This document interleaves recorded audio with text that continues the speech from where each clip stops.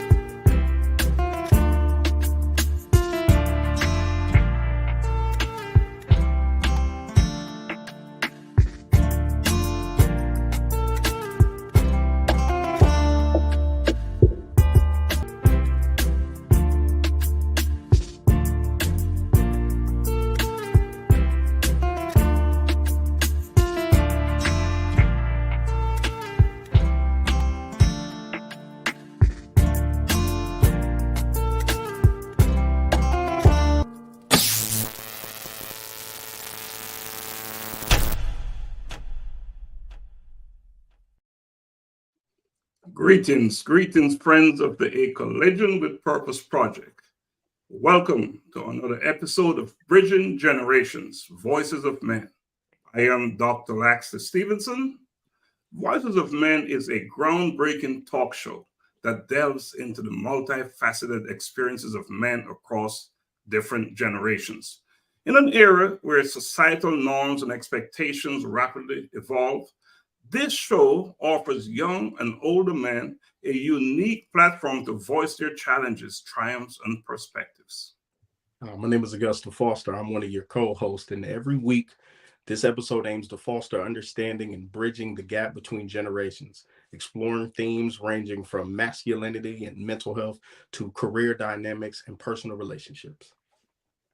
And by bringing together voices from varied age groups, the show sheds light on the commonalities and differences in the male experience, encouraging open dialogue and mutual learning. So whether it's a teenager grappling with the pressures of social media or a senior reflecting on the changing definitions of manhood, Bridging Generations is committed to uncovering the real stories of men navigating through the complexities of a changing world. Ladies and gentlemen, to our distinguished audience, we are your moderators for tonight and every week, guys. Welcome back. It's good to see everybody. Doc, how's everything going? Awesome, man. What a good feeling. This week went by so fast, didn't it? Yes, yeah. It's already Thursday, which is a good thing because we're on. But it is. It's a good thing that we're here to experience it. But man, what's going on? Why is it like it seems like it's moving so fast? What's up? Is it because we're so busy doing things? I would say yes. You know, I'll be honest. I feel like the older I get, the faster, quicker the time moves. I feel like the weekends used to feel like summers, but now they feel like a 30-minute break. So I don't know. I want to hear what Xavier have to say. That you're talking about older. He's getting younger. Yeah, let's ask the 22-year-old. Come on, generations. Come on, generations. I might be 22, but I feel old at 72. It's getting shorter and shorter by the minute. It's just been a lot going on. Been a busy week, but it's Thursday again. Thursday again. And talking about Thursday again, what the Voices of Men? What does that say? Voices of Men is just a group of great guys coming together and speaking what we think, what's on our heart, what's on our minds, and what's on our spirit. I like it. You like that?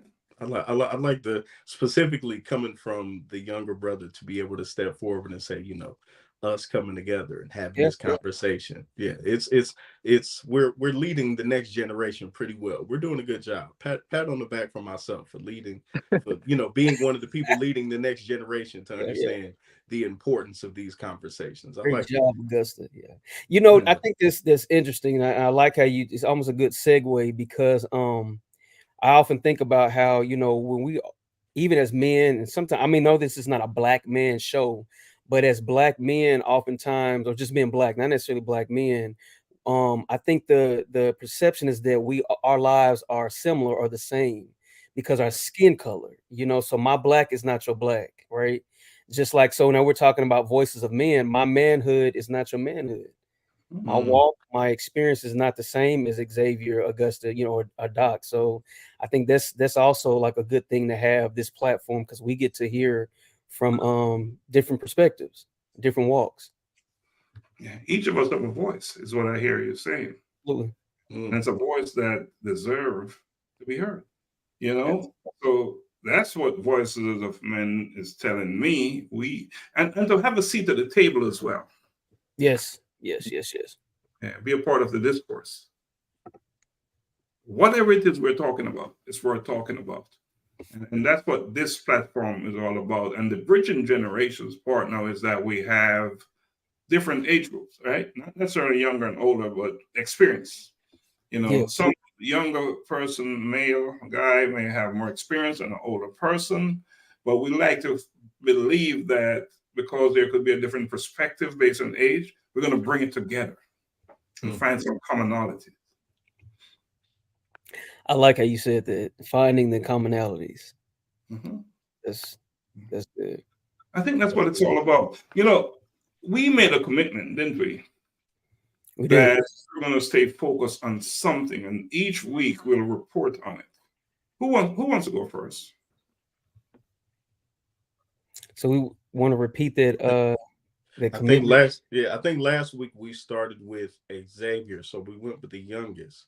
So it only makes sense that we go with the person who's been blessed to have the most rotations. So that would be you, Doctor. That would be, I think you should lead the way. Okay, I think I can do that. My commitment was about building a scholarship fund, right? And we went a little bit further in my commitment in that we're having an event, a conference at Shiloh High School, March 2nd, and we decided to attract more students and to make them part of the conversation. We're going to be raffling free scholarships during that event. And that's part of the commitment, again, to focus on building leaders, building the scholarship fund that we announced at A Collision with Purpose Scholarship Fund. So I think I'm staying course with that, am I? Right. I believe you are. Yeah. Spot on. Amazing progress. So that's my report, my commitment. Love it. I said that I would be committed myself to do more genuine service for this year. So, of course, through work, signed up for, a couple of things, but still looking for some opportunities to take my family out to provide some service directly with the community. Also spent some time reaching out with a couple of partners and mentors of mine to check their interest in a program that I currently take a role in, which is Global Humanity Network, where, I'm working with Laxley to build up this mentorship program to assist, with that young generation and that next generation coming up. Specifically for me, as somebody who at that critical age was very blessed to have people I was introduced to or who came into my life that really assisted me with where I am today and kept me from places that I really could have been. So I'm looking to really get some people involved to play an integral role in that and grow that program, and looking forward to it. Thank you, Augusta. That's what's up. I'll say, my thing this year has been to, of course, when new opportunities present themselves, to do it. do it scared, and why I'm so focused on doing it scared, because I know everyone that knows me knows I'm always overanalyzing, overthinking everything. Even mentors and friends always say, Juan, they'll say something, they say, Juan, don't overthink it. Just go, So oftentimes if I'm overthinking it, I'm talking myself out of it. Well, what if I'm not prepared? What if I'm underqualified? What if I don't have all of these things? So I just recently was recommended for there's I think it's an online magazine, and so I was recommended for an interview. So I just finished an interview for online magazine, just about people just having an impact on their communities and just out here who are just adding a positive vibe and doing positive work out here in society. And so of course I was happy about it at first. I mean, I still was happy about it, but then I started to think about it, and I'm like, I don't know what to say, and what should I do? And they need pictures, all of these things. I said, you know what, let's go.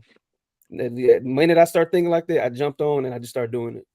And so Did it scared? I did. Did it scared? That's awesome. Good.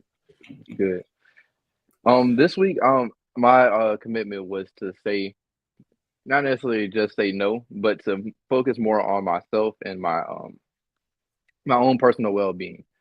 This weekend, we're actually going to take some time out, spend some time with my family.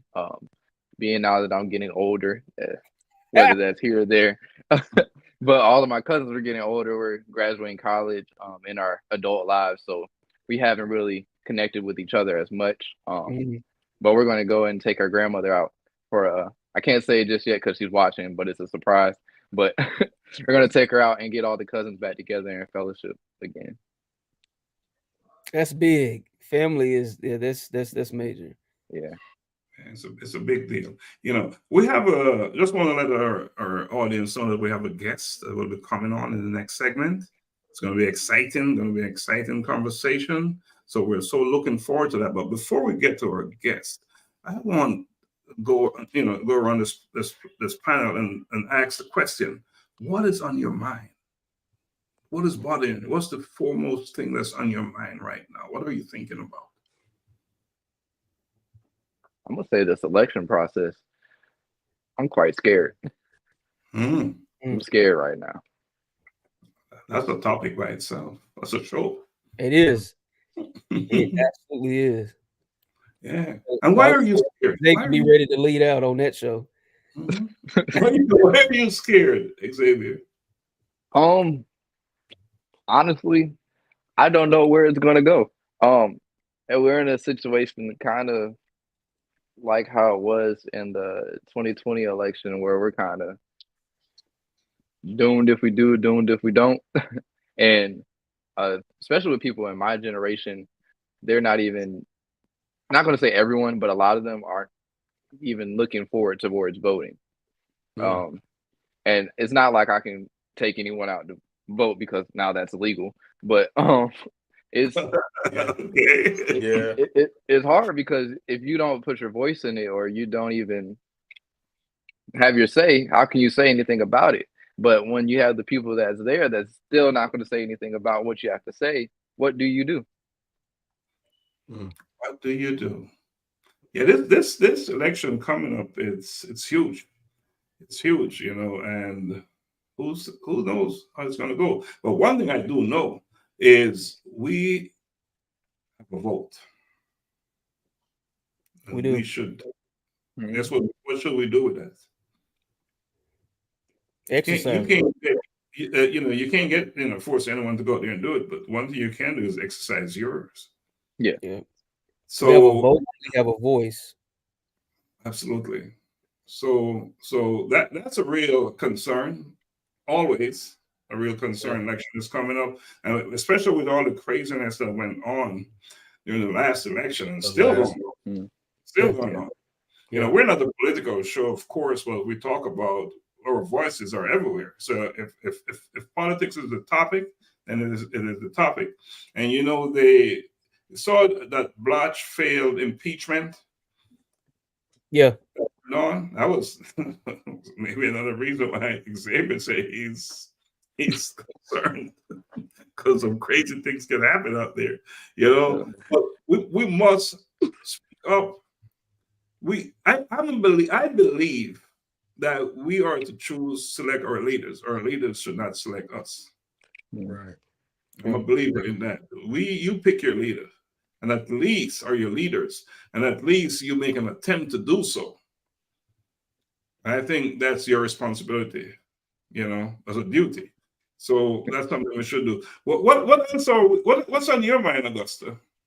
Oh man, I was after hearing that. Now I'm thinking of somewhat of the political process. A lot of that. I would say this with respect to the political process. I think I was fortunate enough to have a mother who was very active in the community and civic authority, community organizer, voting events, all of that. So I tell people, if you're somebody who's listening to this live or somebody who's listening to replay, please vote locally also. Like, please. Yes. Like, Yeah. first and foremost, I want to say that as a father, understand who your children's superintendent is, or possibly a commissioner of your city, who runs your police districts, all of those things. Like, that is of the utmost important, and it's critical to your everyday general infrastructure, just as much as whoever it is at 1600 Pennsylvania is. I will say that every time. Voting locally can make or break your city.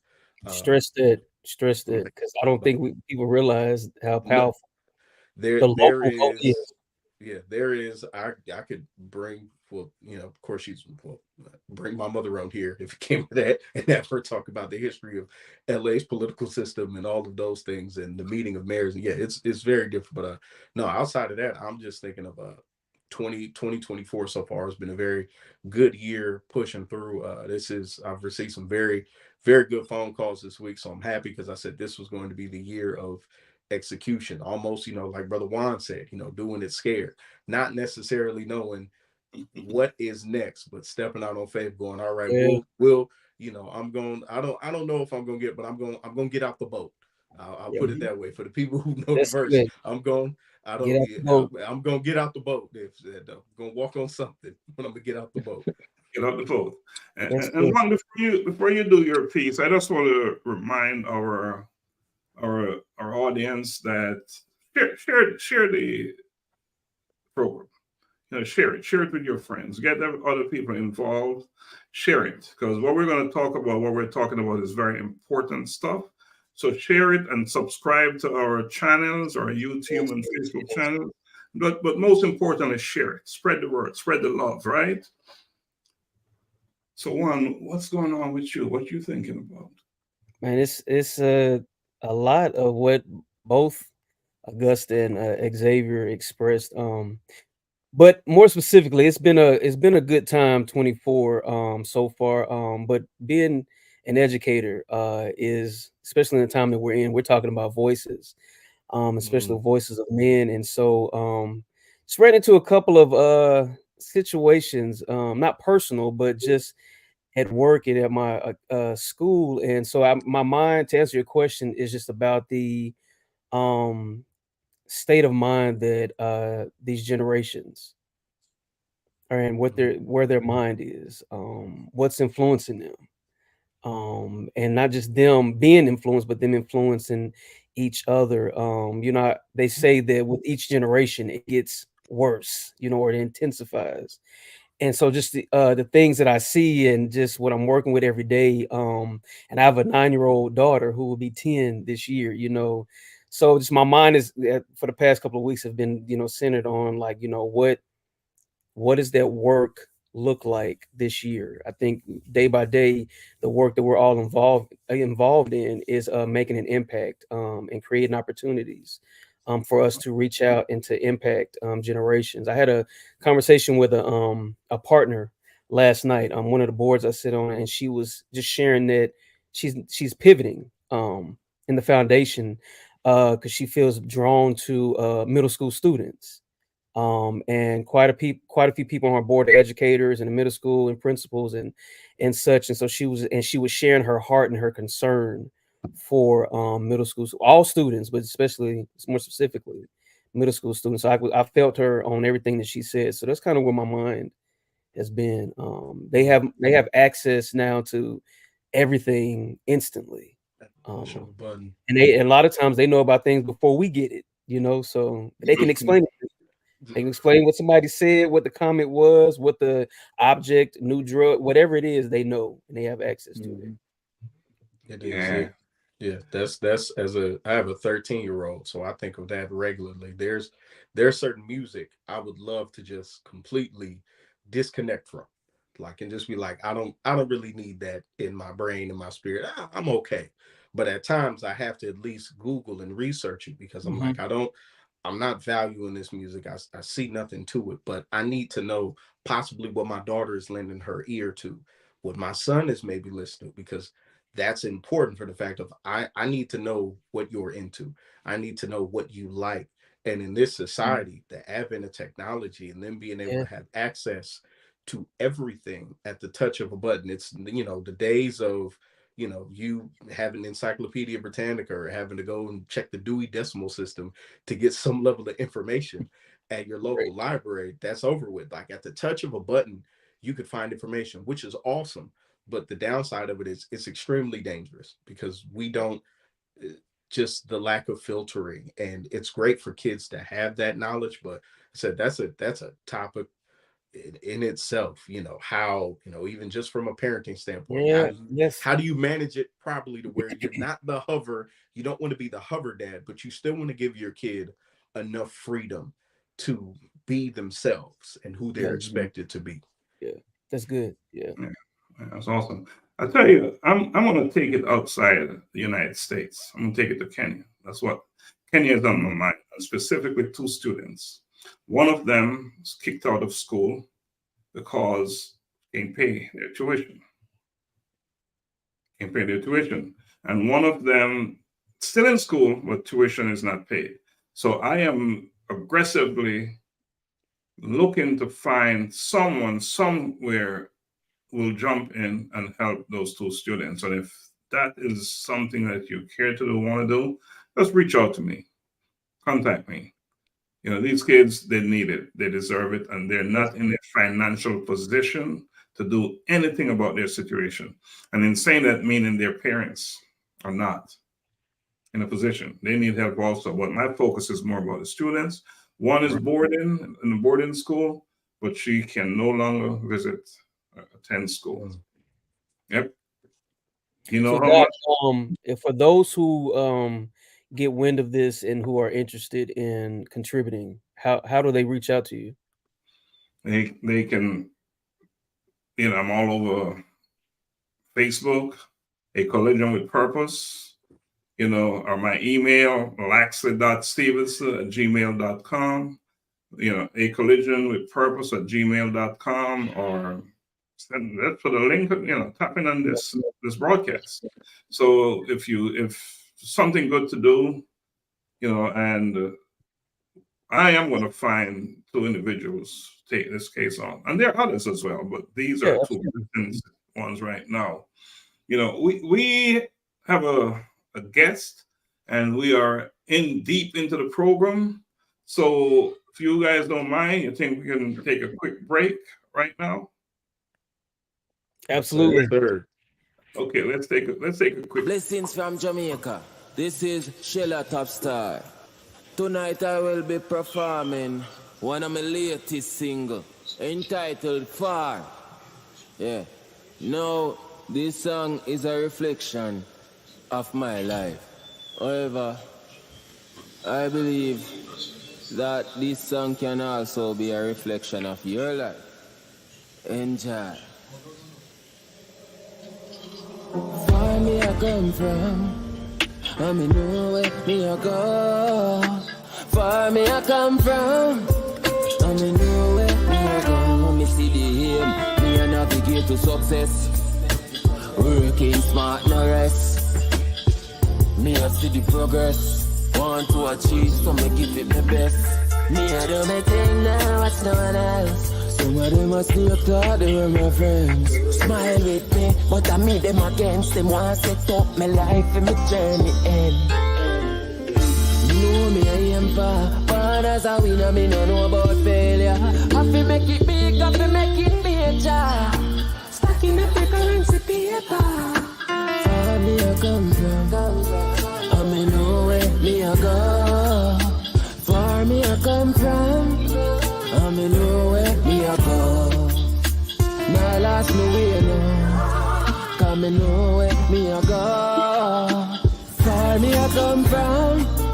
And me know where me a go.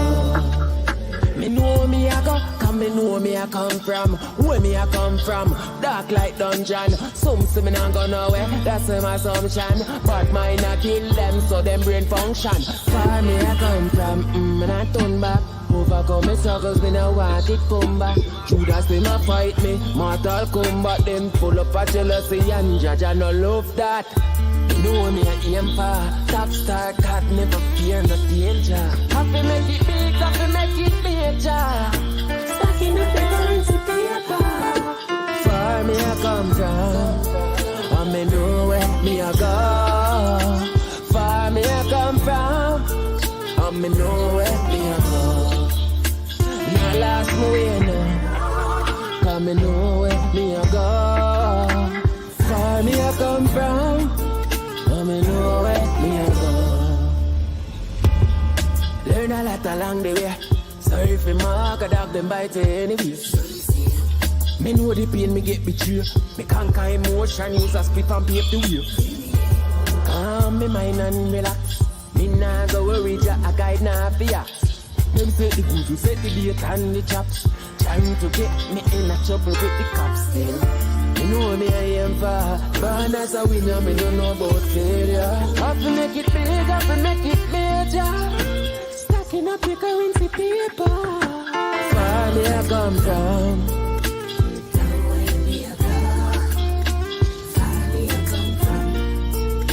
Me know where me a go.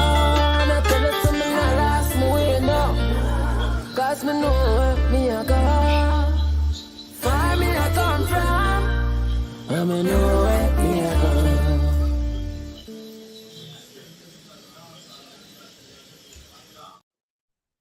Right. Charlotte Top Star. Born as a winner. Born as a winner. I don't know nothing about failure is what he's saying. Yeah. He's saying he's coming far. You know, and that's what it's all about.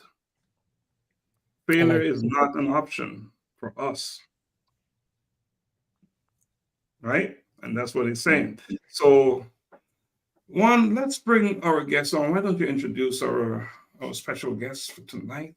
So, we have tonight a mentee. His name is Michael Johnson, and he is a voice to his generation and in his community.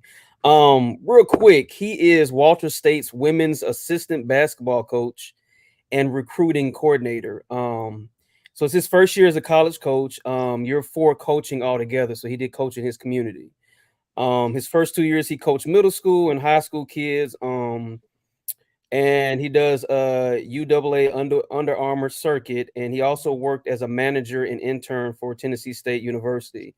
He graduated from the Tennessee State University. I always been told to put the in front of Tennessee State University for those who are alumni. So the Tennessee State University in May 2023 with a bachelor's degree in business administration.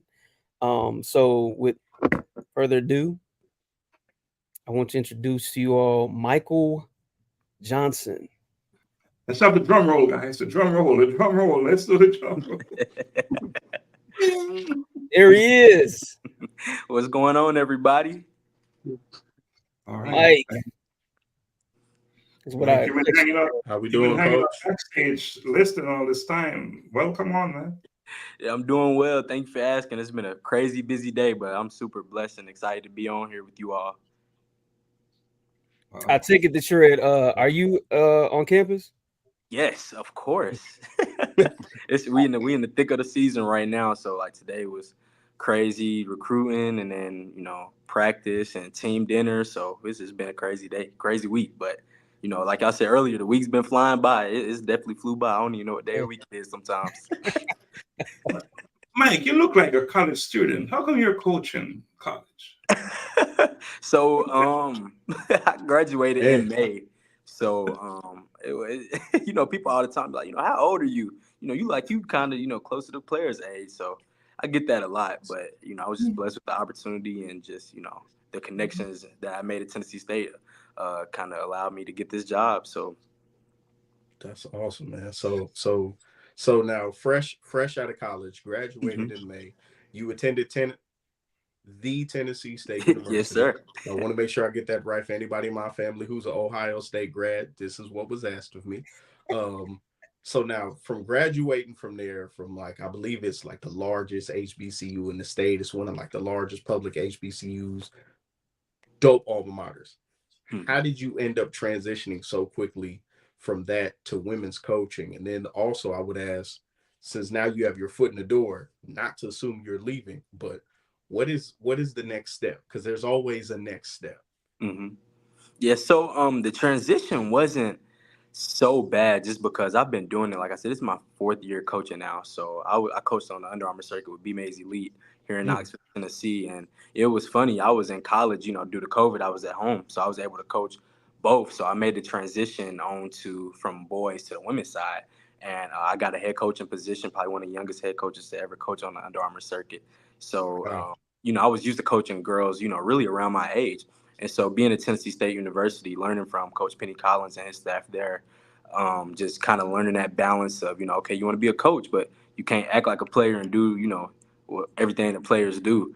So I kind of got to start the transition. And mentally, I knew what I wanted to do my senior year of college. So I already started to think like a coach and act like a coach and just go ahead and start making those connections and network. And that way, when I did make the transition, it would be smoother. So it was kind of easier because I didn't have school to worry about anymore. It was just, now I can just focus on basketball. So it was kind of easier, but, it's busy, extremely busy. And so what's next for me is honestly, I really don't, you think about it, but I just try to be where my feet are. I just want to bloom wherever I'm planted. Yeah, so I don't really try to think about, what's next. I just thinking about the 10, serving my head coach as best as possible and these girls as best as possible. So, going on and getting them, we finish the season, hopefully win a championship. The school I'm at now has won plenty of those, and just, trying to help them get ready for their next phase in life on and off the court. So I just try to be where my feet are. Mike, I just love that you said bloom where you're planted. I did a piece and grow where you're planted.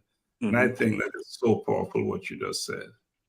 Awesome stuff. But Mike, you're where you are now, but you didn't start here. Tell us about your life before you got to where you are. Yeah, so my life was, it was definitely it's one of those things, where it's like you got to work with the deck you were dealt. So at a very young age, I come from really a single parent household. My mom, she was a trooper. She raised pretty much me and my sister as a single mother, and it was finances weren't necessarily where they needed to be. So that's kind of where I got my drive from. But I went through middle school and played sports all my life, and so learned a lot of good lessons from coaches from ever since I was 4 to now. That's why I'm the coach I am today. And then went on to high school, met people like Juan, and my dad. He wasn't just like a deadbeat or anything, but for majority of my life he was in jail, and then he got out of jail probably like my 7th grade year in middle school. So it wasn't his fault, well, it was kind of his fault, but he just wasn't like, I'm not gonna fool with him. He was in prison, and then my sophomore year he passed away. So I was glad I got to experience that time, but I had mentors like Juan, and I met him like right in that time. Like Juan probably remember all of that. So I had great mentors like Juan that kind of took me under their arm and just groomed me. So that's where a lot of the motivation and determination comes from, is just because of going without when I was younger. So now I just want to make sure that all my the hard work that my mom she did, and I just repay her for it, and make sure that her and my sister we don't got to worry about we can't get this because we can't afford it, so just things like that. So that's kind of what made me, and then going to college and just trying to become a man. So it's kind of where it came from. That's awesome, man. You're doing this, man. Juan, what was it like mentoring Michael? What was that all about? I have nothing but good things to say about Mike. Mike is like he said, wherever he's planted, he's gonna bloom. Michael is a natural leader. His people flock to him. I know many of our conversations are always centered around using your influence in a positive way because he's influential. That's since I've met him, since high school up until now. And so he made it easy. He definitely made it easy. Oftentimes he's had so many opportunities to speak in front of crowds, be it at church or his class or wherever it is. And so we would sit down and just kind of talk through what he's going to speak about. So those were a lot of our conversations. What does this look like? How do I say this? Does this sound right? What should I trade? So it was never like, I just did something. I need you to come cover for me. I need you to get me out, So, and I used to tell myself, I said, thank you, because you're one of the ones who, make it easy. So it really it's been refreshing and rewarding just watching him bloom and become. I will say this, Juan. It wasn't natural. It was not natural. I'll tell you really what when the switch flipped for me. Man, it was one day I went in this office. I'm mad. I'm frustrated. I'm like, man, Miss Lanzoni. Mind you, I love this teacher to death, Miss Lanzoni. Man, Miss Lanzoni, she always on my case, Juan. I don't understand. She always getting on me, and it's a whole group of people laughing. She always got to say something to me. And Juan, the thing about Juan is he mentored me, he groomed me, but it was like with love, but accountability at the same time. And so he told me, he said, Mike, I'm not going to lie to you. He was like, Mike, you're a leader whether you want to be or not. He was like, you remind me a lot of myself when I was young. I still remember this conversation. It was my senior year. He was like, you remind me a lot of myself. And he was like, he said, I don't know if you ever watched the movie Superman, but he was like, when Superman tried to take off his cape and not be Superman, it hurted him more not being Superman than when he actually had on the cape. He was like, it's just something. He said, it's just, you can't run from it, Michael. So, just better embrace it. And so ever since then, I kind of like, okay, this is who I am. This is who, God is calling me to be. So, let's change your perspective on it and try to, embrace it and be the best version of you. So it was not naturally. I had to look at myself in the mirror and swallow that pill. But, I'm grateful for you, Juan. You know this, man. I appreciate everything. And he is right. Any speaking engagement I pretty much have is getting ran through Juan. In my whole script, everything Juan helped. My first keynote address I gave, Juan helped me prepare. I still have it in my notes, man. I'm so grateful for you, Juan. I appreciate you for everything. Always, of course. That's what we do. Well done, Juan. Hold on. I have to say this because this is very, for the people who are watching and will watch this later, this is a very emotional moment because what you're witnessing is someone literally getting their flowers while they can smell them. And very often people don't get the opportunity to see people who spoke into them and poured into them and influenced them so much to not just give them the flowers, but so that other people get to see it. So yeah, man. So salute to y'all, man. This bond is really incredible. Let's give it to them, man. Yeah, this is beautiful, man. This is beautiful. I appreciate it. And Mike is, my students, former students, I call them my kids because that's what it feels like. You take him on to raise him sometime, and not that he needed it. His mom did an awesome job. Love his mom, and his sister. But he was like he said, every transition pivot in life, we right by each other's side. This is what's going on. We check in with each other. And it does something for me, because it holds me accountable as well, because I try to be a man of integrity. So when I say things and he, like you see, he holds on to, he's like, why? So where are you at with this? You said such and such. And I'm like, you know what? I did say that. I did say this. So it holds me accountable. So. What I would like to see happen now, Michael, I would like you and Xavier to have a conversation. You're same age. Talk, have a conversation with each other. Well, I actually kind of forgot I was even on the podcast. I was just listening. But I relate to you. Your story and mine are very, very, well, not all the way, but a lot of commonalities in our experience. Being forced to be a leader even when you didn't really want to, trying to take away the cape when you really wanted to, but you had to go ahead and do it. Now, with this position that you're in, was that always what you were aspiring to do, or is this like kind of what fit right for you? And then if not, what was it that you wanted to do? So the position I'm in now, I really didn't. So I played basketball in my high school. Once my dad passed away, I didn't want to play no more. And a high school coach told me, one assistant, she was like, you can still be around a game of basketball without playing. I was like, so I thought I was going to be this businessman. So I did real estate internships and insurance, one of the top insurance companies in the South. And I did all that. And I was like, this ain't fulfilling. And so I got to college and I started coaching like 3rd through 5th graders at B Mays Elite. That's my first start. I was like, I love this. I love the game of basketball, and this is my way to impact kids. Why not?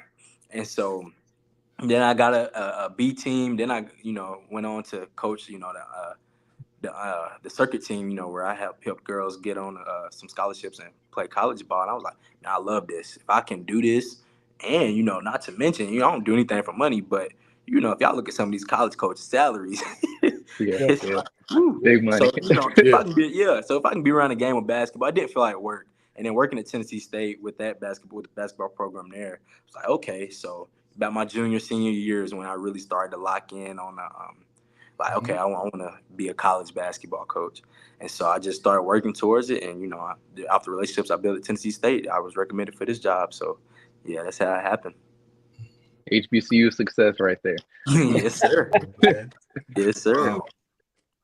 So my other piece, I want you to talk to your mother. What do you have to say to your mother right now? To my mother? Yeah. Oh man, you might get me emotional on this thing.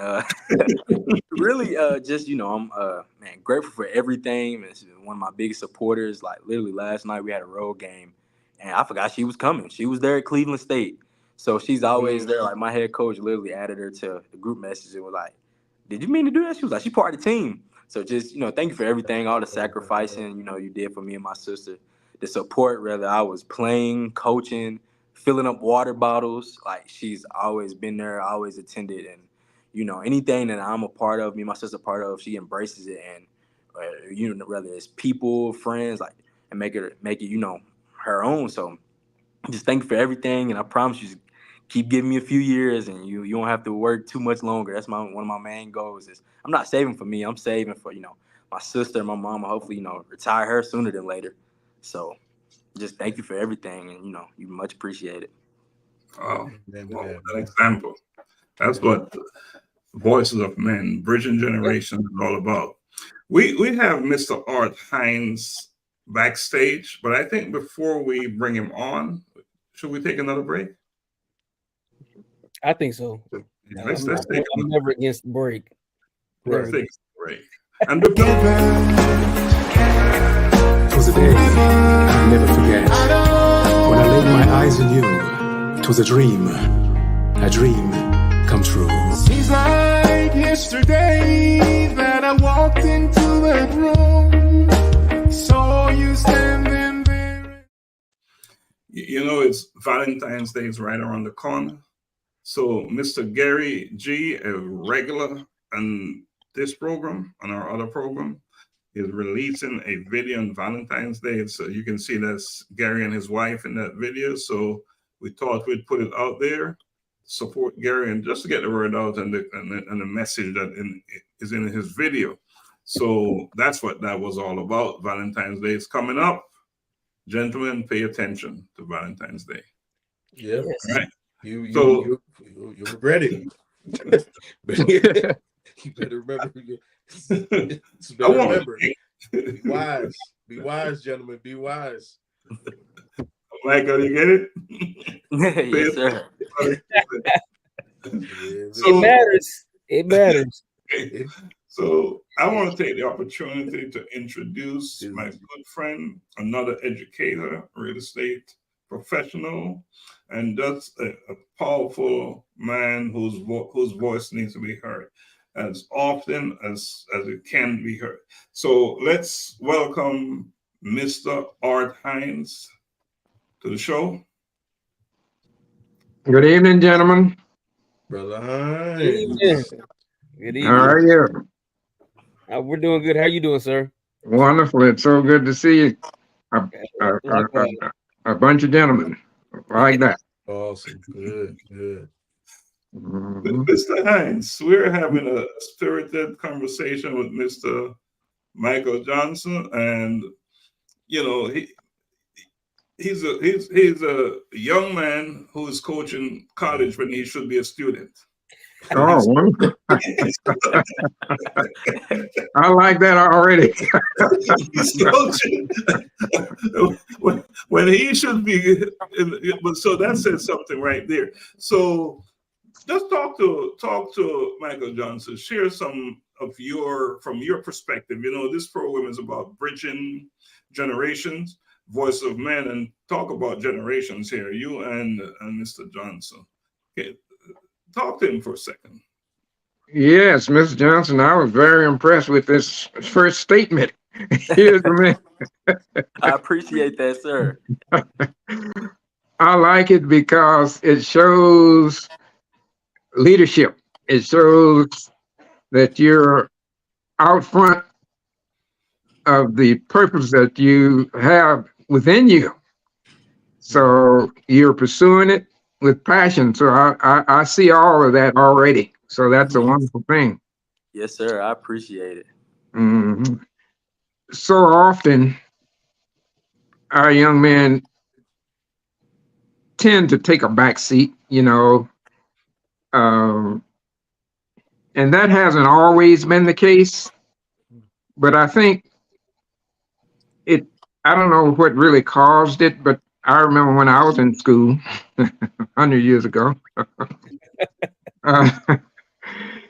the males were sort of offended if a young female would beat him doing something, if she get a better score on a test, or if she, you know, he just kind of felt like I'm the man, so we're supposed to be leading this thing. But then by the time I went to college and got out and did some practice teaching, I noticed that things are changing. Instead of the males wanting to take the leadership, I would give them an assignment, and they would take their assignment and have their little girlfriend sitting right next to them in another seat right next to them. So he'll take his assignment right in my face and give it to her and tell her to do it. So I would ask him, well, how is that going to help you? But he didn't seem to care. So I kind of thought, this is not a good thing here. Our guys are changing, and I don't think they're changing for the better.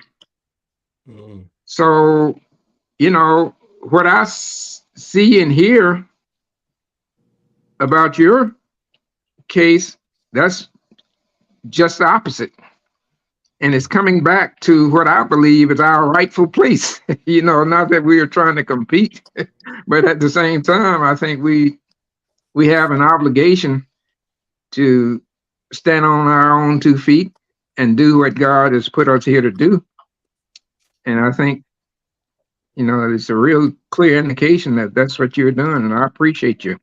Yes, sir. I appreciate it. It's definitely hasn't been easy. It comes with its growing pains, especially, you know, I kind of realized earlier, you know, like who God wants me to be and who he's calling me to be ultimately. And so, you know, with that, you have to walk different, talk different, and it's definitely it's some growing pains because you see everybody else doing, you know, what they're doing, and it's kind of like, you know, I can't do what they're doing because I'm not going where they're going.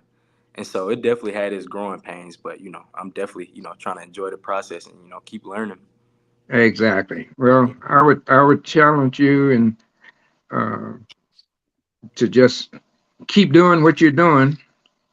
And I know for sure, ultimately, you are going to end up in a wonderful place. Yes, sir. I appreciate that. Mm-hmm. That's good stuff. Now, I also believe that as men, it's our responsibility to take leadership roles and to help our younger males pull them up. I have a picture in my house that says, "He ain't heavy, he's my brother." It's one brother giving lift a helping hand to another brother, Yeah. and he's lifting him, and he says he ain't heavy, he's my brother. So I think that's an attitude that we all should adopt, especially when they're dealing with our young man. That's good. True story. Yes, True yes, story. Yeah. And I think this is a good time to transition into mentoring, as you just said, what you just said, Mr. Hines. So, Yes. and Mr. Hines, so Juan mentored Michael, played a huge role in his life. So mentoring is a big deal, and it's not enough of that going on. So I want us to talk about that in depth. And Michael, we'll start with you. We'll start with you.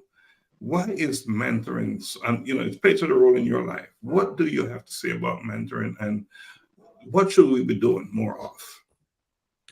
More of mentoring. Mentoring played a huge role in my life, whether it was Juan, whether it was my another one of my mentors by the name of Whitney Ross. Whitney showed me that really he was one of the first people that of a different race that I got close to, and he showed me that everybody don't dislike each other, and that we can't love each other. And so my mentors, they're my everything, because I have my father wasn't around most of the time, so it's my mentors who I leaned on. Those are my mentors who showed me how to invest in what a family and a marriage should look like, and how you should treat women. It was my mentors.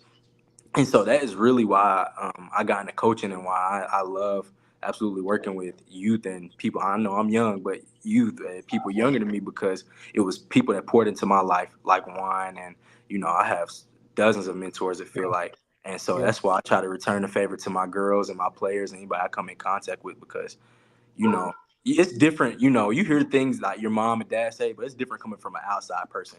And you really hear it when they repeating the same thing. You like, okay, so both of these people saying the same thing, I gotta listen to it. So mentoring, like I said, it changed my life. It showed me that I can make money without selling drugs and being an athlete. I can make it the right way. And so mentoring, it was huge. And I think that especially my age, like people think we so young. We not too young to mentor. These kids look up to us, whether we realize it or not, and they're watching us. And so if we can get somebody and pull them under our wing, and we don't know everything, but they can learn from the mistakes that we made. And so if we can go ahead and do that, why not? Because like y'all said, it seemed like by generation it's getting worse and worse, so why not try to steer them in the right direction? So mentoring is everything to me, and that's why I'm a part of the 100 Black Man and Collegiate 100. It's the youth, and it's everything to me. So that's a big reason why I am who I am today. That is awesome. Community, man. I believe that it takes a village. I'm a strong proponent of the village work. I'm a product of it, so whatever we can do. And I always say this, I stress this. I love it. Dr. Maya Angelou said, when you give, when you learn, teach. And that's pretty much, even for myself, how I model my life to the best of my ability. If I got it, I used to tell y'all, right, Mike, if I got it, y'all got it. And when I'm learning something, I feel the responsibility of passing it on. Yeah. Is mentoring, is it age specific? Nah. The mentor? No. I think even to Mike's point, saying you can never be too young. I mean, speaking specifically to his point, you could be mentored voluntarily or involuntarily every day of your life.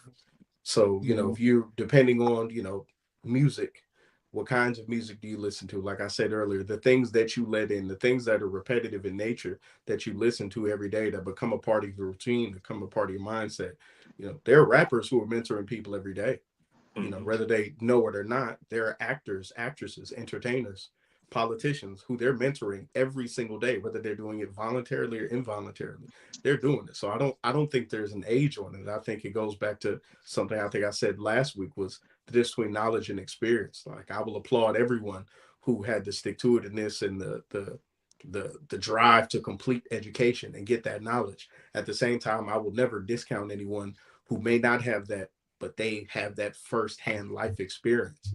I think when you blend those two things together, you can't fail with mentoring. If you get somebody who has that education and that book knowledge, and you combine that with someone who's really lived through it, you could really provide an amazing blueprint for somebody to succeed.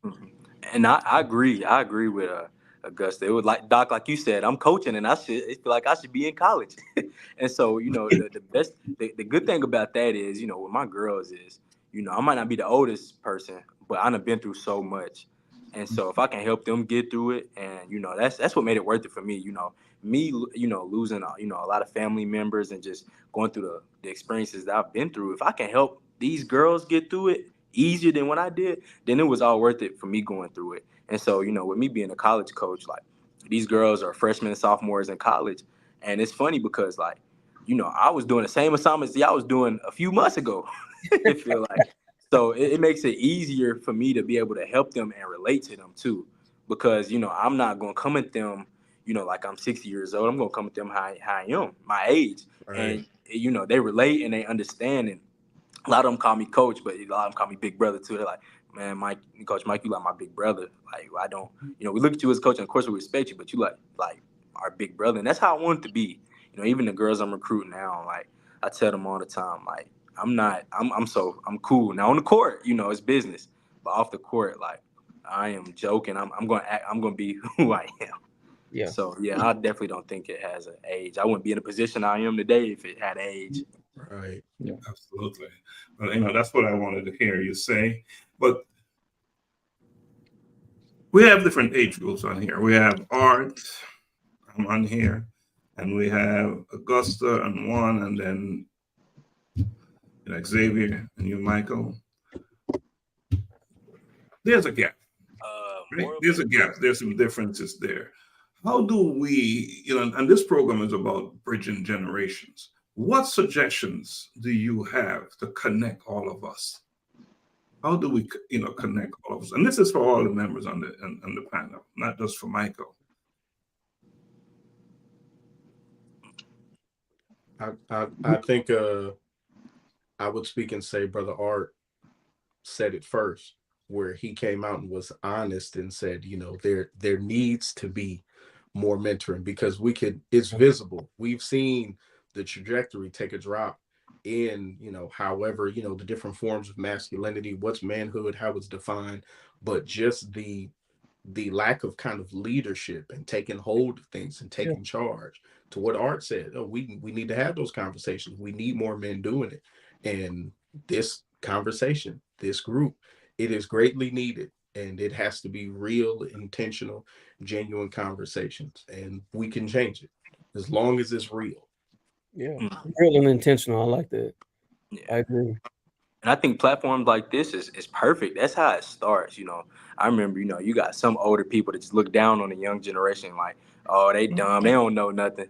Like, that's just how some people think. But all honesty, that's not how it is. And I told my girls, I said, man, I'm gonna never grow up. Like, I'm gonna always, act goofy and try to just, stay in tune with, what the younger people got going on, so I can relate and show grace. Because sometimes, they'll say something, I'm like, man, that's so dumb. I just gotta think, I thought that way a couple years ago. Yeah, like, I'm not far from it. So, conversations that we're having today, and just, really trying to understand, my generation, the generation come behind me, like, why we are the way we are, and try to, relate. And once that happens, then that's when, the relationship can build and people can hear, both sides of what has to be said.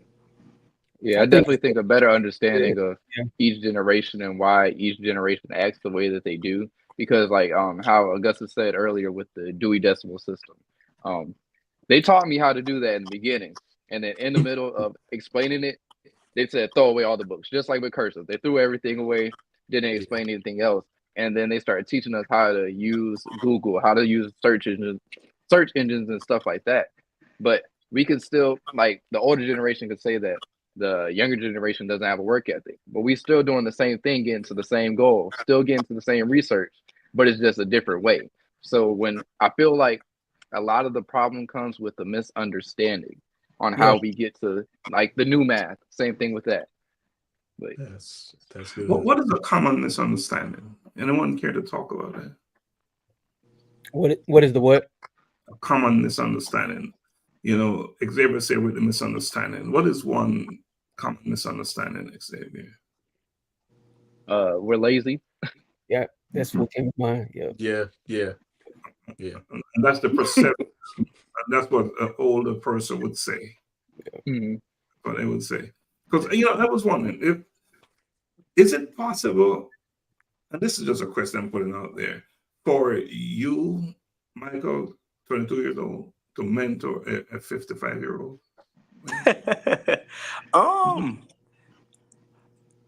Not yes, because you know it's some things like maybe technology in that realm. I might understand more technology than more about technology than you know that person that's 55. And you know I always say like you can learn something from anybody, whether it's a grain of salt or a lot. You know, you just have to take it and apply it to what you can. It's funny. I was talking to my head coach the other day. She the GOAT. She 3 back-to-back championships as a head coach. I'm talking about like coach of the year. She the GOAT. She was like, Mike, I learn stuff from you all the time. And you a young buck. That's what she called me, young buck. Like, I learn stuff from you all the time. I was like, what? Like, you know, you sometimes you think like, you know, you talking, but are you really listening? Like, Yeah. and so I think it's definitely possible because, like I said, you can learn something from anybody.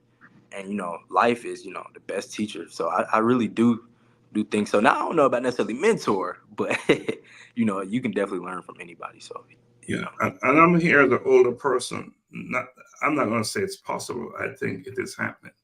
You know, I think you can mentor your parents, and a lot of parents need mentoring from their children. You know, so there's no if and but about it. You can, and you are doing it.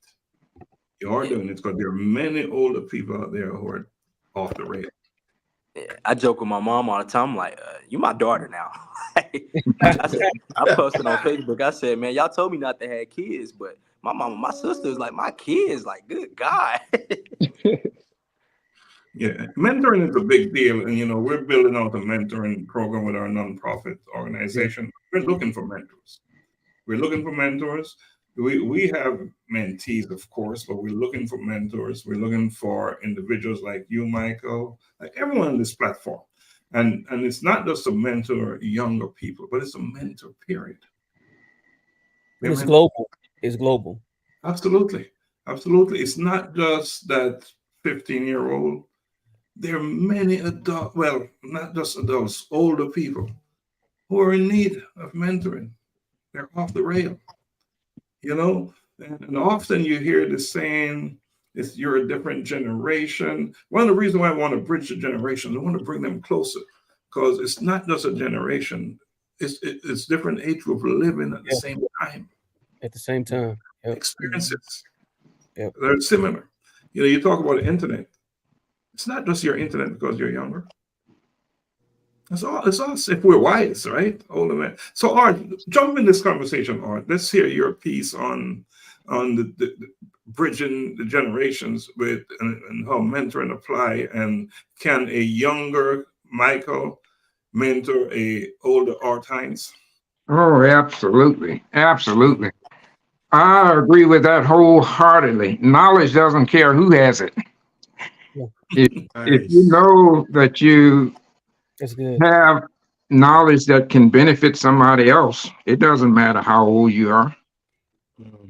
You know, if you're willing to freely give that knowledge to people, especially the ones who want it, but even people who don't know that they need it, if you be willing to volunteer that information to people, that's a wonderful thing. That helps to move us all forward. Yeah.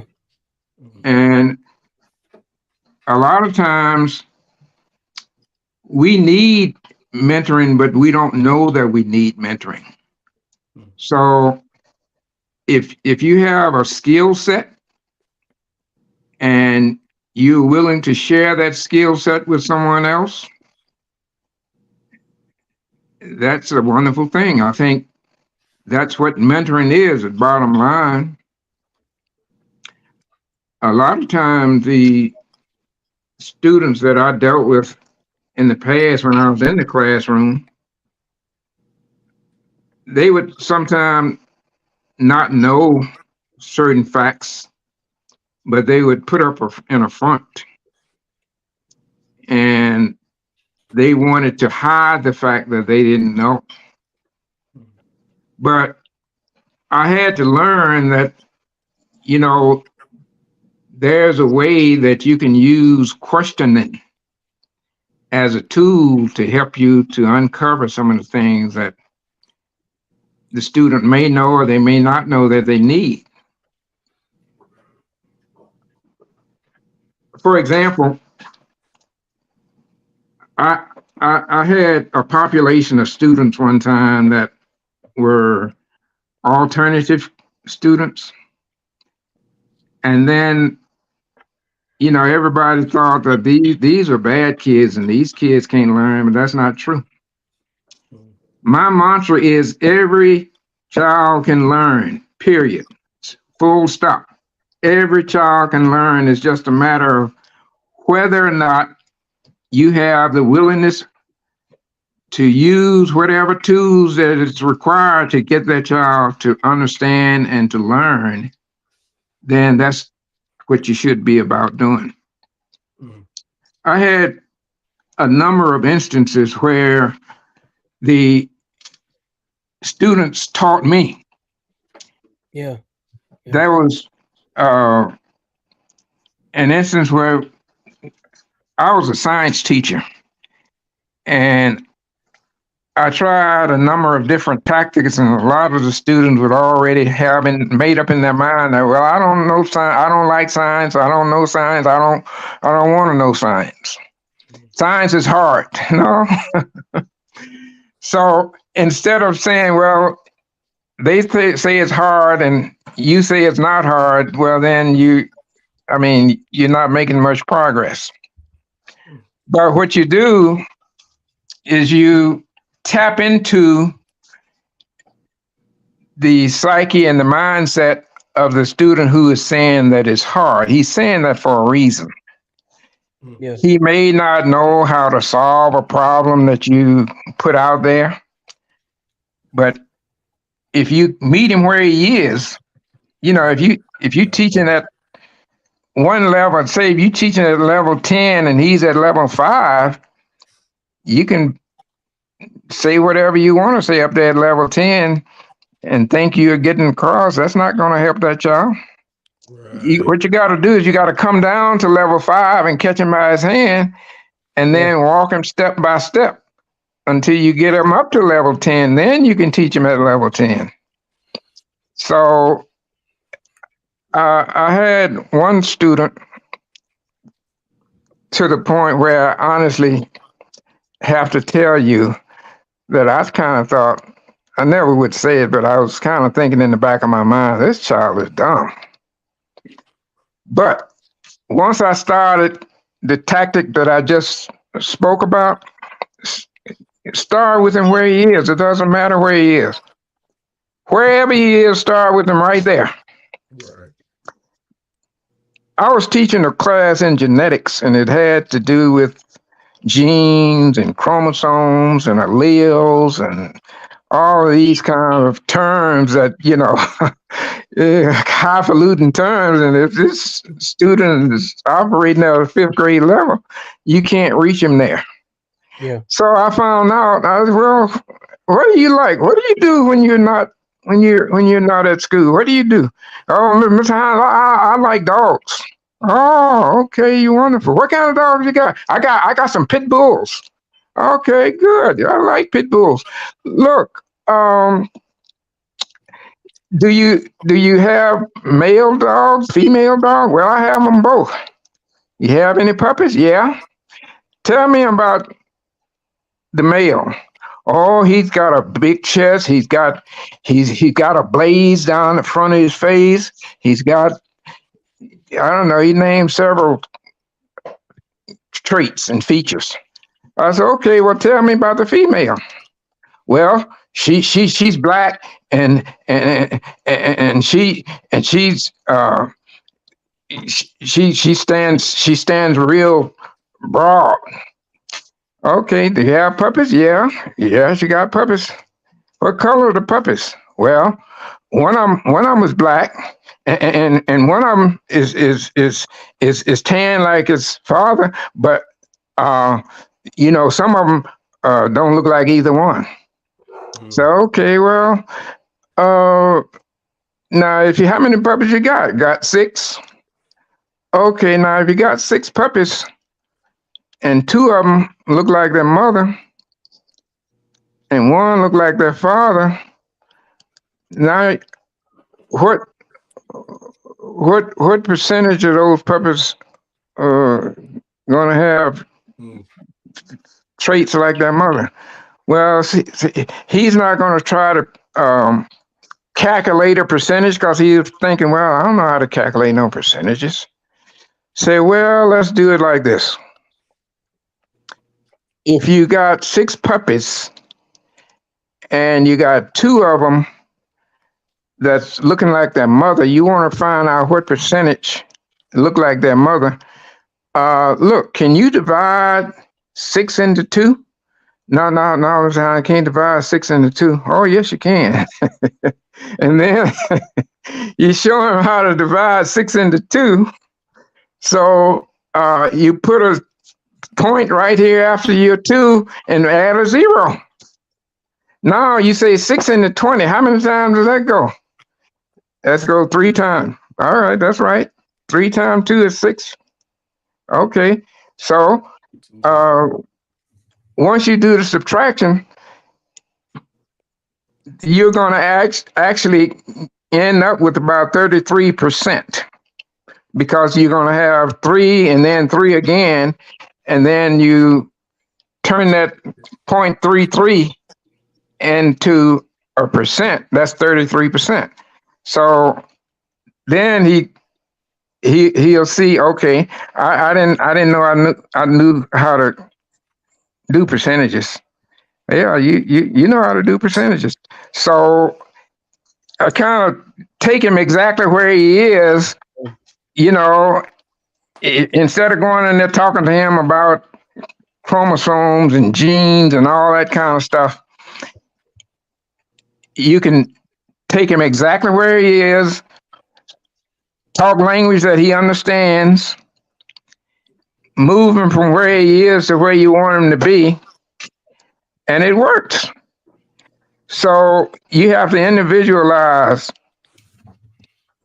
not because he's in the 10th grade. He may not understand at a 10th grade level. If he's in a 10th grade and understand at a 5th grade level, well, start teaching him from a 5th grade level. Because if you don't, you missing him. And once you miss him too much, he gonna get frustrated and he ain't gonna want to fool with you. But if he engage him right and he say, oh, Mr. Hunt, I just learned something on that. I didn't know that. Okay, cool. Well, the next time you get ready to talk to him and do him the same way, you're gonna move him forward. So I think part of it is not that he can't learn. Some of it is we can't teach. So we got to examine ourselves too. So that has been a formula that I found that works.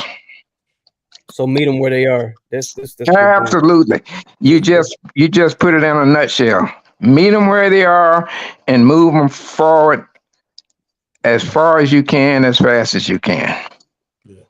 Awesome. That's real compassion. We're going to take a quick break, and when we come back, we're going to talk about what we as individuals can do. Now, 1 or 2 things that we can do to meet another person where they are. All right. So let's take a quick break, and we'll be right back. Okay. Blessings from Jamaica. This is Sheila Topstar.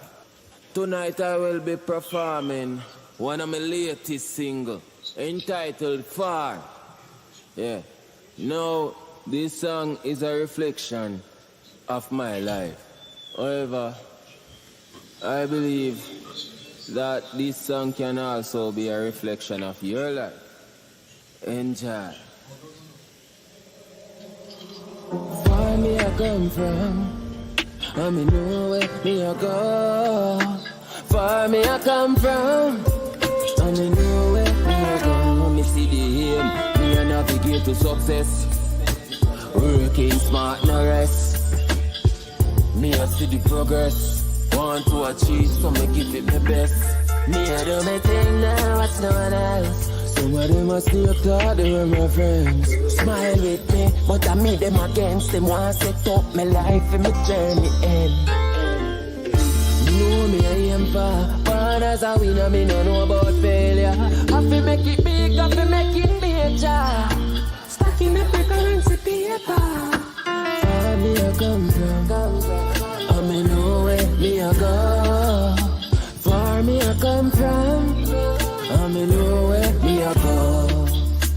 Now last me way no, cause me know where me I go. Far me I come from, me know where me a go. Me know me a go, cause me know me a come from. Where me a come from, dark like dungeon. Right, welcome back. Our final segment, and Art was saying that we got to meet people where they are. So I want to ask, we're going to go around the bonfire. This is a bonfire conversation, and what is that one thing that you can do to meet the next person where they are? This is a generic conversation now. So just picture that person. What is that one thing that you can do to meet that next person where they are? And let's start with Michael, our special guest. Yes, sir. So like I kind of spoke on earlier, just, to meet somebody where they are, you got to know where they came from. So just really understanding, who they are and why, what made them that way. And once you get down to that, then I believe you can help, meet them where they are and, try to advance them forward. So just really understanding, where they came from and just building a relationship. That's the biggest thing, just building a relationship with them. So knowing something about them, knowing what they're trying to achieve, where they're going is important in order to help to step and change you. So the change is not in them, it's in you. It's for you to adapt to them and where they are. So adapting is one way. Yeah. What are some other things that we can do? I think go ahead, Gus. I think what Art was speaking to throughout his conversation, I heard him talking about, the different methods and how to get there. But really what I heard was to display compassion. He was able to be effective in his teaching, not just because of the methods, but in his heart, he had a real compassion and love to see these young people progress. So because of that, he even thought to himself, how do I meet this kid here? What tools do I introduce? What do I need to pull out of my toolbox to make sure that this kid succeeds? And I think that level of compassion, or having that compassion, it makes the difference in how you approach the situation. The old saying of walking a mile in someone's shoes, realizing, this could be you or could have been you or someone or love, and having the compassion to say, I want to see this person win. I think that's something critical and needed. So compassion is important. Be compassionate. Absolutely. Yeah. Okay. Awesome. What are some other ways? And Michael, you can come back in, not because you gave us one, we're going to limit it to one. Art mentioned something. He said it a couple of times. It just stood out. He said being willing. I think willingness is definitely key. Everything that everybody just said is just our keys, especially just knowing their story. But I think one of the biggest things too is just being willing, because everybody's different, and everybody comes from a different place. So, the approach that's necessary for one may be different for another. So just being willing to be adaptable. And I'll piggyback off of what Augusta said. You got to give people the grace and the space to grow. I honestly feel like, and you got the same, space and the grace that people gave you to become who you are. I think that you got to try to, meet people in the middle. Yeah, they might be making mistakes, but a lot of mistakes, come with, maturing in time, heals a lot of that. So just giving people like the grace and the space to grow and, meet them where they are. Go ahead. I would say have an endurance, just not really giving up on them. because That's especially good. if you're meeting someone where they are, Yeah. someone's probably given up on them before, but just keep going and keep pushing at it with them. It doesn't happen overnight. Yeah. Yeah. Endurance. Yeah, and I want to talk a little bit about mistakes, because we have 6 of us on here, and is there anyone on here who's never made a mistake? Oh yeah. Oh, yeah. In fact, if you are shooting for something bigger than you, what's the likelihood that you won't make some mistakes and go after it? And what is the key to making mistakes? How do you convert a mistake so it's no longer a mistake? It becomes a lesson. Yeah. Hmm? Never. I never lost. I only learned. Learn. Yep. Never lost. I only learned. It is a mistake if you're not learning from it. Yeah. No, it's not a Then- mistake. If you turn it into a lesson, yeah. Right? Yeah. So this notion of a mistake, there's some extremities there where people go and do some stuff. That's not even a mistake. That's just messed up, right? That's different than a mistake. But in life, as we're doing what we're doing and pursuing life and going after things, who cares about mistakes? And another thing that we need to really focus on is curiosity. What does curiosity mean? And is there enough of that, especially as we get older? Is there enough about curiosity? And talk to me about curiosity and why it's important. I think, curiosity definitely leads to depending on, where you are in your process, and what you're willing to understand. Curiosity leads to a lot of creative and innovative things. So I think curiosity is a great thing. I think too often in society it has like negative connotations attached to it. A lot of people say I'm bored, so they go get into things, but there's nothing wrong with curiosity. You're inquisitive, you're asking questions, you want to know more. There's a way to, I think it's a part of that we talked about last week, self-discovery. When you're curious, sometimes it just needs to be redirected. Right. And it's interesting that babies tend to be very curious when they're young, growing. But as you get older, you become less curious. And as you get older, something is happening in your life. You saw they're going the wrong direction. After a while, you're getting older. So, you know how life works, right? You're young, you get older, and then you get whatever. So, but then you become less curious. So isn't that saying something that we should maintain no matter what age, a certain amount of curiosity? We should want to know why certain things are the way they are, instead of just saying it is so. Is there any benefit to just saying it is so? No, because then you're at times no, because then you're not learning. Depending on what the situation is. There's you just putting an end to it, saying, well, this absolutely has to be this. You're closing yourself for learning. You're closing yourself to seeing, well, maybe the simple math problem. 1 + 1 is 2. Well, 2 + 0 is also 2.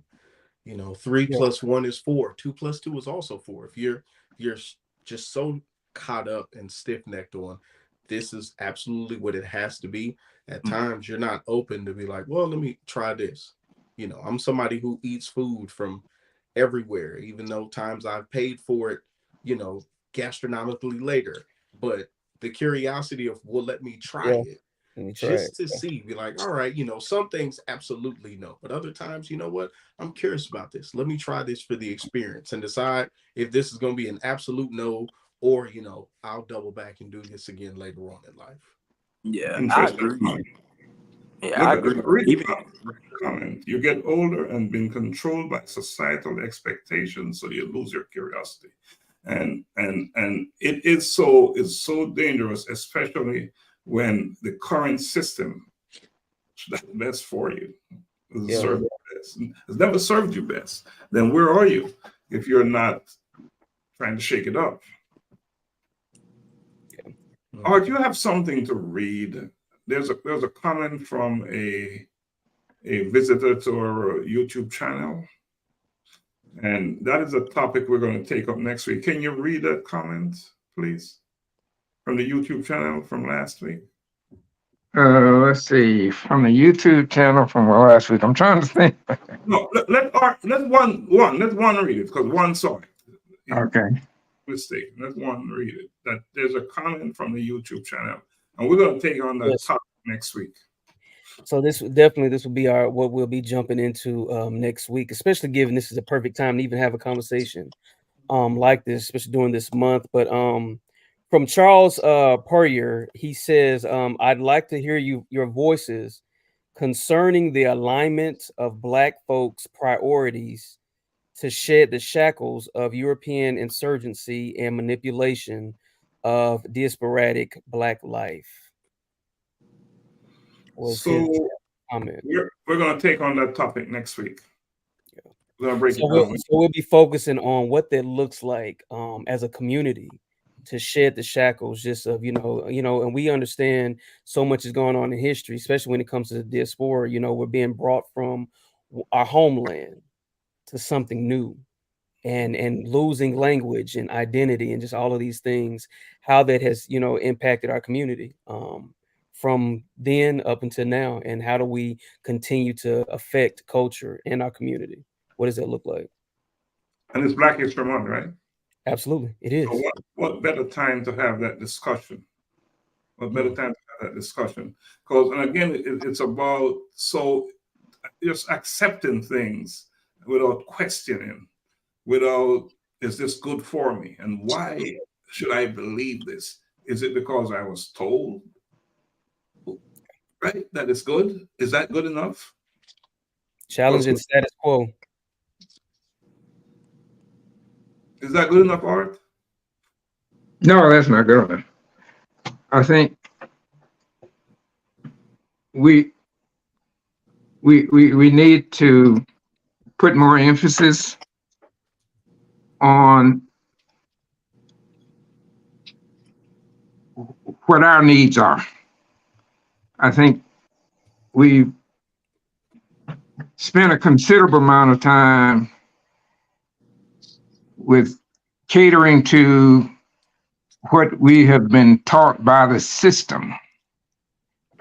We should evaluate the system in a little bit more critical terms.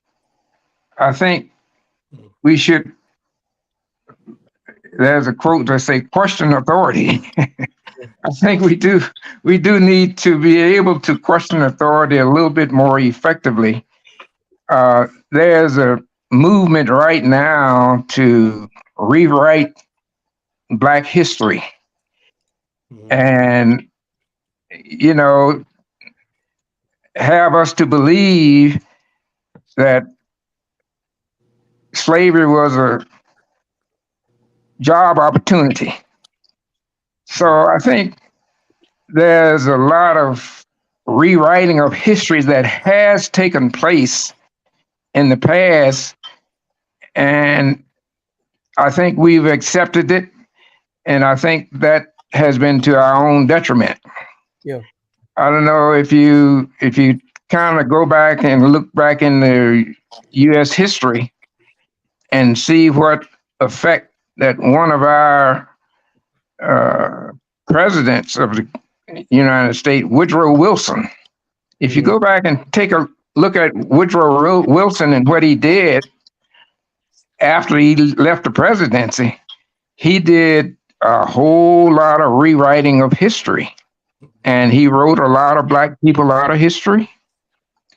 He changed the hue of a lot of the pictures that were tied to accomplishment by Black people. He put white faces on them. He did a lot of unscrupulous kind of things to rewrite history, to have us to believe that we didn't do anything. So I think if we kind of dig back in and see what was really going on, I think we'll be less likely to buy into the foolishness the Florida governor is trying to say now that, well, you know, the white students will feel bad if you talk to them about slavery and all that kind of foolish talk. We need to push back against that kind of stuff. So that's one thing I think we should focus on and do whatever we can to push back on that kind of detrimental rhetoric. We must have a seat at the table. Voices of bridging generations, and that's what this is all about. We're about to close out for this episode, but I'd like to go around the room and have a closing argument from each of the panelists. And who are we starting with? Who's the youngest? We can't always blame the youngest for being so fortunate. Who's the youngest? We can't always blame the youngest for being so fortunate. But it is a good thing to be the youngest, always. So take it, someone. We'll let Mike go, because he has some other matters he has to get to. So we'll let Mike go ahead and go. So okay. Just first off, thank you all for this. Thank God for this opportunity. Thank you all for this opportunity and this platform. This is not my first episode tuning in on. So, the gems that you all drop on a weekly basis is nothing short of amazing. And, I would just say this, especially to the younger people coming after me is, get your vision. And, like when you get your vision from God, and once you have your vision, once God gives you that vision, go after it. Don't let, society or social media give you a vision of what life should be like. Get your vision from God and go for it. And, get you some mentors around you and some older people, some wiser people around you that can lead you in that right direction. So that would be my best advice. So thank you all for this opportunity. And like I said, thank you. Keep doing what you're doing. Keep being obedient. This is a great platform. So thank you all. Mike, we appreciate you, man. We thank you for being on. You definitely will be back. Yes, so thank you. It cannot be a first one and done. I definitely need to be back on here with you guys. Absolutely. All right, now. Appreciate you so much. Thank y'all. I like to make a charge for all the men that are watching. This work doesn't just stop with just us on this call. With all the goals that we have, I'd like to challenge everyone that's viewing, whether it's live or in a playback. Send your goal in through the YouTube, through Facebook. You can I think our Facebooks are all of our names. You can hit us up directly with your goal, so we can hold you accountable. Absolutely. But strive forward to getting a goal and mentor somebody, whether it's someone younger, older. Have a sense of integrity for this year. Love it. Okay, young buck. All right. That's good. I would say I heard a Brigadier General of the United States Marine Corps say something a couple of weeks ago, and it's stuck with me ever since. If you want to be a leader, go serve someone. Commit yourself to service. Commit yourself to something greater than you. There's opportunities to do tons of things for people who aren't as blessed as you. And it is you'll be blessed sowing into other people, sowing in the good seed, helping others. Like it's great opportunity. So, at some point this week, that's my challenge to anybody who's listening or on the replay, whether it's live right now for you or you watch this Sunday morning or Monday, whenever. I challenge you, go out and serve someone. Go out and be a blessing to someone who can't do anything for you.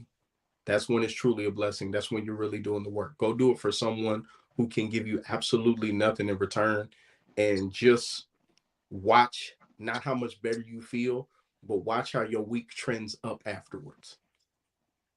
That's good. Absolutely.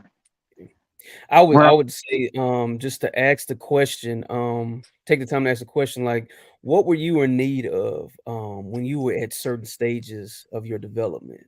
I think that it helped lead certain people to recognize that there are plenty of folks around them, youth and young adults of any age that needs that very thing. You know, that's the question I always ask myself when I didn't have, or I felt alone, or, you know, I didn't have, you know, a positive male figure at certain points in my life. What was I needed? What questions, what issues? Because that helped direct me to recognize what was in front of me all along, and what they would need from me. So just ask that question, because I'm sure those who are trying to figure out, how do I get into mentorship, or, you know, there's someone around you. Yeah. There's enough around you that are in need, and trust me, you don't have to be there and be perfect. It's not about perfection. You're just helping someone to learn. Well, you're just helping them learn and grow. You know, sharing your experience and your wisdom. Say that. Well, I would say let's take full advantage of this month. This is Black History Month, and there's a lot of great information out in the media as we speak, especially during Black History Month. We should absorb as much as we possibly can. And even after Black History Month, I think we still should seek Absolutely to understand True. who we are and what our true background is, because it has been exploited and it has been twisted, and it has not served our best interests. But I think there's enough information out here now where we can read and learn for ourselves and behave and act accordingly. And for me, the word significant is important. And I want each of us and anyone listening or will listen to this broadcast to understand that they're significant. Yeah. They're significant and deserving of all things that are good in life. So let's look in the mirror and tell yourself that I am significant. I am deserving of everything good in life. And let no other person tell you otherwise.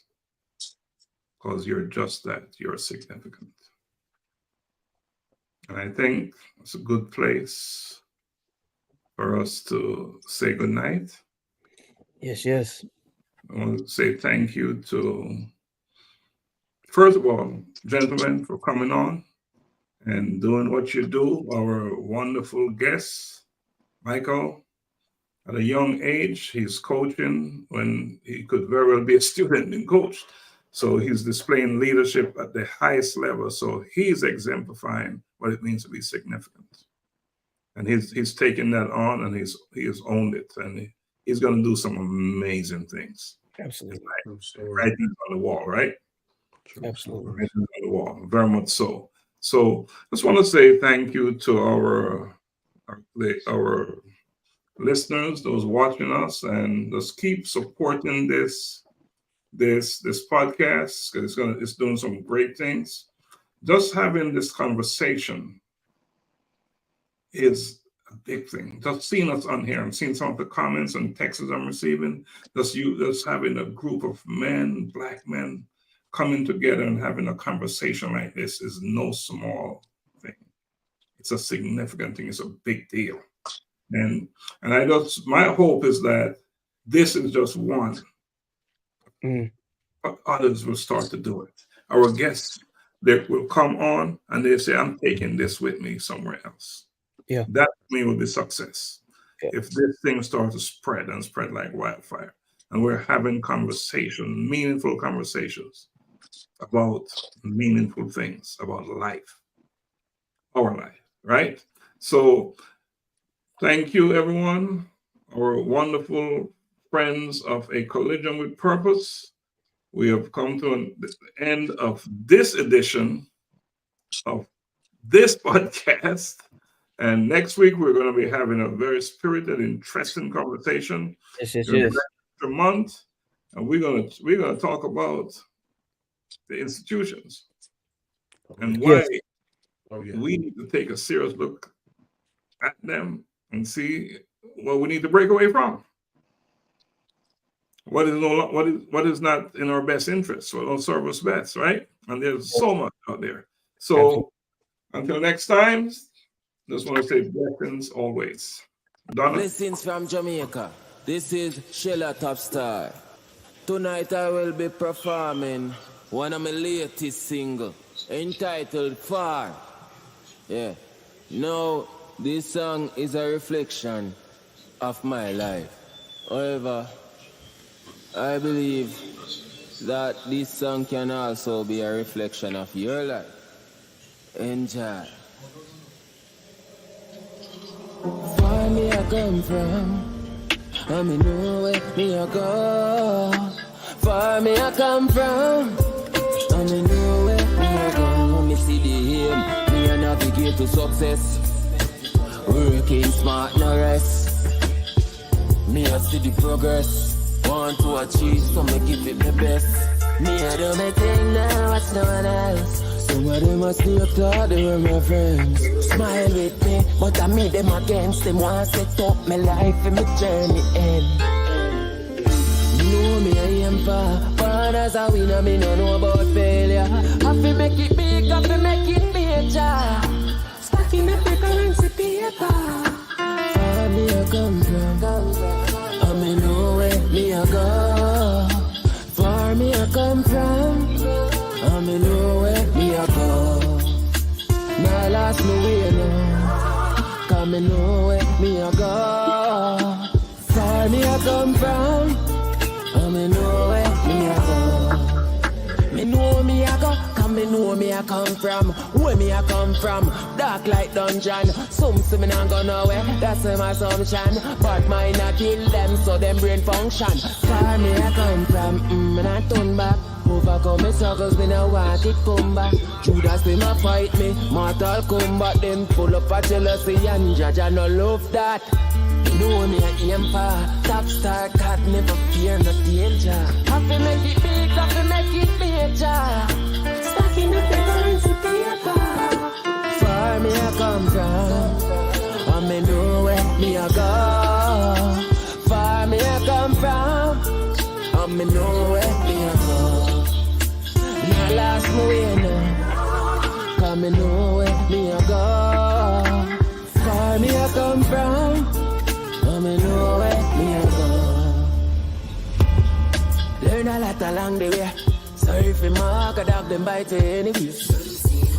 Me know the pain me get betrayed. Me conquer emotion, use a spit and pave the way. Calm me mind and relax. Me nah go worry, I guide nah fear. Them set the good, you set the date and the chops. Trying to get me in a trouble with the cops still. You know me I am far, born as a winner, me don't know about failure. I feel make it big, I feel make it major. Stacking up the currency paper. Far me I come from,